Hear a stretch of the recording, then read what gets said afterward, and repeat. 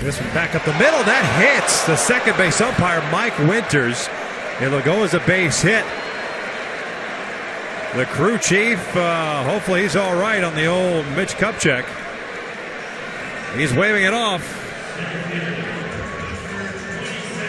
But that was a finder.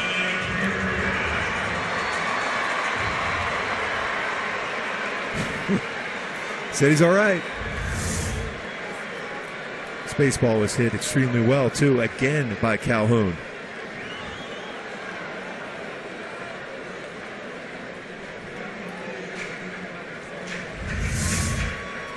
The phone call home tonight might be at a slightly higher octave. Did that ball hit the umpire? I think it did. They're calling a dead ball. The ball hit Tim Cheetah.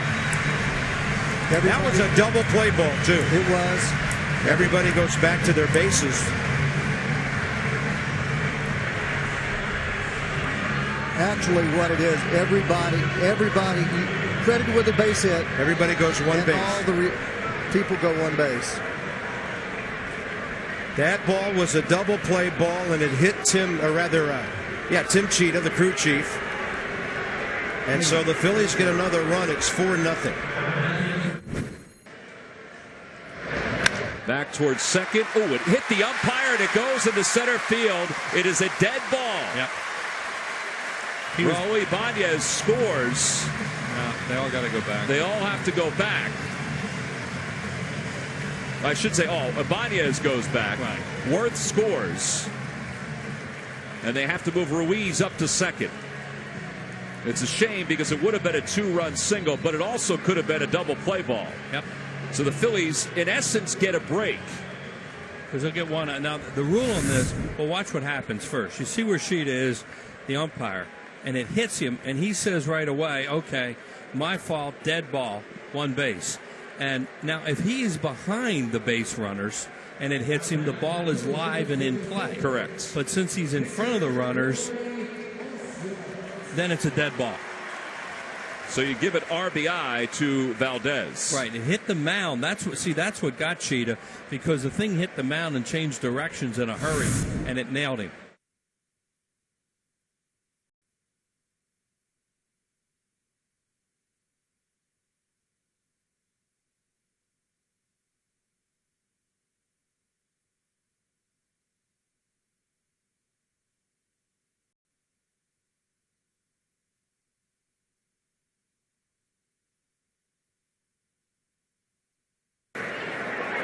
Siriaco, no chance.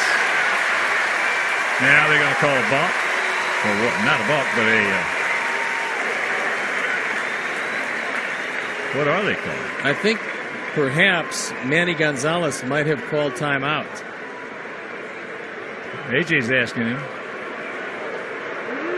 So he'll go back. Gonzalez says, yeah, I had called time. And Bobby Valentine can't believe it, but if the umpire calls time, he calls time.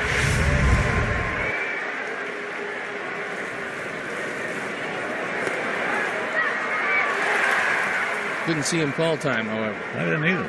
I saw him stand up, but then he went back down to look at the pitch.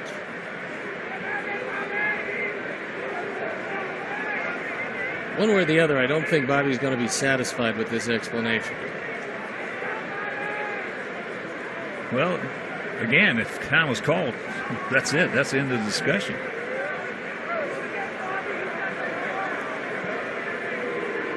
This could be, Mike Leary says, on this shot right here, let's see if the umpire interfered with the throwing motion of AJ.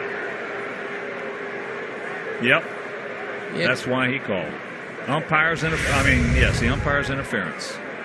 Put it on the mask. AJ ought to think about that.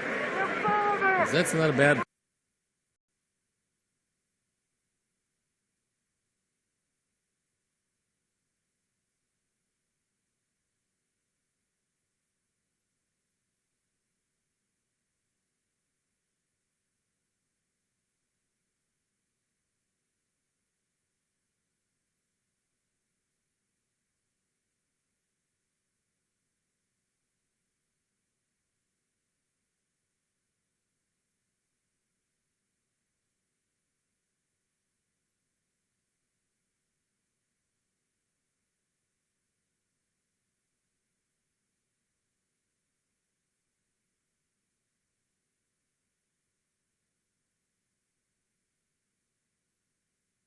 ball in play somewhere. Swing and a miss. There goes the runner. Torrey puts on the brakes. Now he's going to get caught in a rundown. They'll run him back toward first base. Torrey trying to make some defensive back moves, and he's finally out. He must have thought he was Torrey Jr. right there. Oh, now they're going to give him second base. They're calling interference here? Wow. How about that? Oh, the White Sox apparently botched that one up. Here comes Robin Ventura.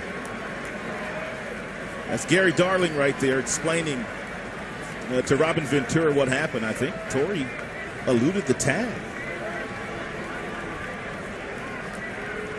Well, there had to be some kind of interference because they gave him second base. I don't know if he was forced out of the baseline, and that's the call by Gary Darling, but the explanation now is being handed down to Robin Ventura, who's not too happy with it.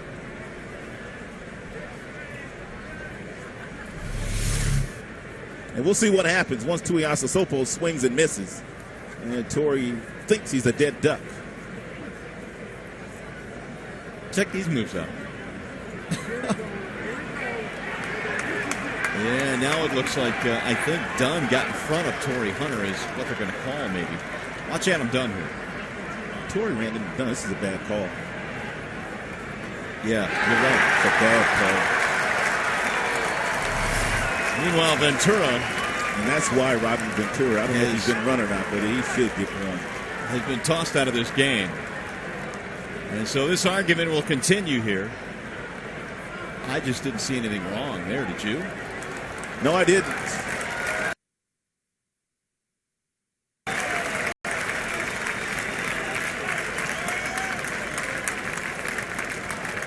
Unless Torrey made a move to the outside and Dunn slid to the outside. I mean, Torrey even threw his elbow at Dunn. It's the hand that we're all dealt, and there's a shot into right center field. There's Payton, can't get there. A base hit and a good start for the Yankees. Maybe. Not a good start. Goodbye, Knobloch, one away. What a play by Jay Payton on the first pitch. Knobloch rarely swings at the first pitch. And now there seems to be a problem. I think there is interference called on Todd Zeal, the first baseman. If you do not have the ball, you can't get in the way of the runner. Lee Mazzilli argued about it immediately, and here's Bobby Valentine. Knobloch taking a fruitful chance, a great play by Jay Payton. But Zeal makes him go around him at first base. He didn't come into contact with Knobloch. To me, that's a bad call. If he makes contact with him, that's different. But since he didn't make contact and Zeal making him go around him, I guess that's the first base umpire, Doug Eddings, which was his call. To me, you got to make contact for it to be interference, it seems. To me, that's looking for a call to make. Yeah, I mean, watch Knobloch round first. Now, by Zeal standing there, he makes him take a wide turn. But did he make contact? No.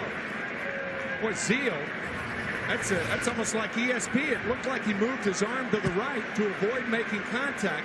But a brilliant play by Payton. But Knobloch, I think the scoring on that is a single, an error on the first baseman, Todd Zeal, but nonetheless a great play by Payton. Now they're going to get together and at least talk about it, I believe the umpires are. But nobody would have had a better view of that than the first base umpire, Doug Eddings. I mean, who's going to say they had a better view of that? Eddings made the call. And you can get into arguments all day long about that baseline between first and second base. Sure. Who's in it, who's out of it. What the proper play is. Bobby Valentine now is going to reenact, and he's going to the footprints to show the path that Knobloch took down to second base, which isn't a bad idea. I think Valentine will protest this game. I think if you protest, you have a point. And you bring up in the protest that the base runner, Knobloch, and Zeal did not have contact. I don't know if Valentine knows he's been kicked out of the game. Well, that's showing up the umpires right there. Once again, one pitch and we're already into it. Knobloch did not make contact with Zeal, but in the umpire's judgment, I guess Doug Eddings is saying that by Zeal placing himself right there, he forced Knobloch to make a wide turn. If you want to hear how it reads in the rule book, obstruction is the act of the fielder who, while not in possession of the ball and not in the act of fielding the ball, impedes the progress of any runner. Did he impede the progress? I mean, you could take any route to second base. Zeal was well off the bag, and in my estimation, at least out of the baseline. I think this is a protest right here. I think the protest, usually when the home plate umpire goes down to the dugout, a protest is being lodged, and I don't blame Valentine. It's a base hit. It is an error, as you said, Tim. On the first baseman, Zeal, it'll be his 8th error, but no error in that category this season. Lost in this whole thing, Joe, is the play that Jay Payton made in center field. Watch this play. A short hop, a diving desperation dive, a great throw to second base. Knobloch's easily out. And this is really the other point of the argument. Obstruction is obstruction, interference is interference. But where Zeal was standing, it certainly didn't make the difference between Knobloch being safe or out at second base. He was out by 20 feet. That's right. Because of national television, there are tickets still available by going to Phillies.com. Desmond bobbles the grounder, the chopper by Rollins.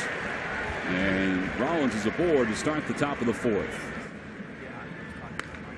Slowly hit toward the right side. And Hairston will throw out Howard. And I believe Jimmy Rollins was just interfered with by Desmond. Phil Cuzzy calls time, points to third, and Rollins will indeed get the third base bag. Rollins went around the second base bag and got tangled with Desmond because nobody was covering third, so he wanted to try to take third. Yeah, he was going to round the bag. You're absolutely right. He was getting ready to round that bag there.